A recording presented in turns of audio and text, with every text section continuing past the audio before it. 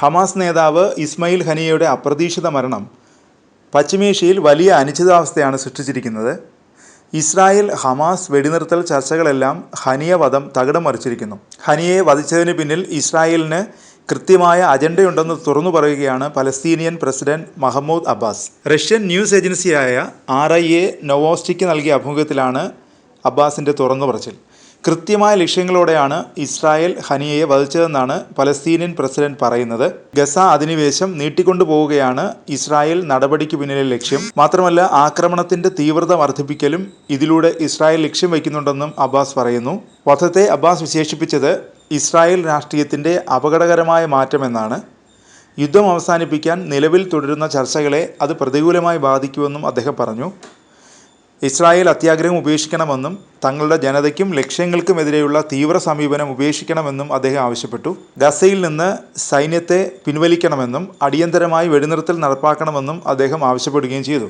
Gaza ആക്രമണത്തിനെതിരെ ലോകരാഷ്ട്രങ്ങൾ കടുത്ത നിലപാട് സ്വീകരിച്ചിട്ടും സൈനിക നടപടികളിൽ നിന്ന് പിന്നോട്ടു പോകാൻ ഇസ്രായേൽ പ്രധാനമന്ത്രി നെതന്യാഹു തയ്യാറായിരുന്നില്ല.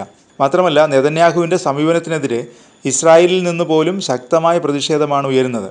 ഹമാസിനെ തുടച്ചു നീക്കുന്നതുവരെ ആക്രമണവുമായി മുന്നോട്ടു പോകുമെന്നാണ് നെതന്യാഹു പ്രഖ്യാപിച്ചത്. ലക്ഷ്യം കാണും വരെ പിന്നോട്ടില്ലെന്നും നെതന്യാഹു വ്യക്തമാക്കിയിരുന്നു. അതിനിടെ ഗസയിൽ നിന്ന് രക്തരൂക്ഷിതമായ വാർത്തകളാണ് പുറത്തു വരുന്നത്.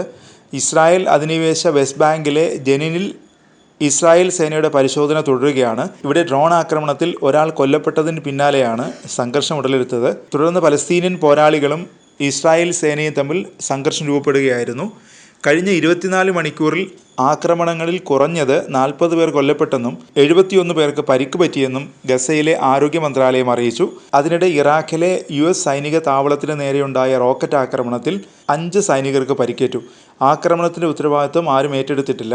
ഇറാൻ പിന്തുണയുള്ള സായുധ സംഘങ്ങളാണ് ആക്രമണത്തിന് പിന്നിലെന്നാണ് അമേരിക്ക ആരോപിക്കുന്നത്. പടിഞ്ഞാറൻ ഇറാഖിലെ ഐൻ അൽ അസാദ് വ്യോമതാവളത്തിന് നേരെ തിങ്കളാഴ്ച വൈകിട്ടാണ് ആക്രമണം നടന്നത്. കത്യുഷ റോക്കറ്റുകളാണ് വ്യോമതാവളത്തിൽ വീണതെന്നാണ് ഇറാഖി സുരക്ഷാ ഉദ്യോഗസ്ഥർ വ്യക്തമാക്കുന്നത്. റോക്കറ്റുകൾ ബേസിനുള്ളിൽ പതിച്ചതായി ഇറാഖി ഉദ്യോഗസ്ഥരിൽ ഒരാൾ പറഞ്ഞു. അതേസമയം ഇസ്മായിൽ ഹനിയയുടെ കൊലപാതകത്തിലെ പ്രതികാരവുമായി ആക്രമണത്തിന് ബന്ധമുണ്ടോ എന്ന് വ്യക്തമല്ല.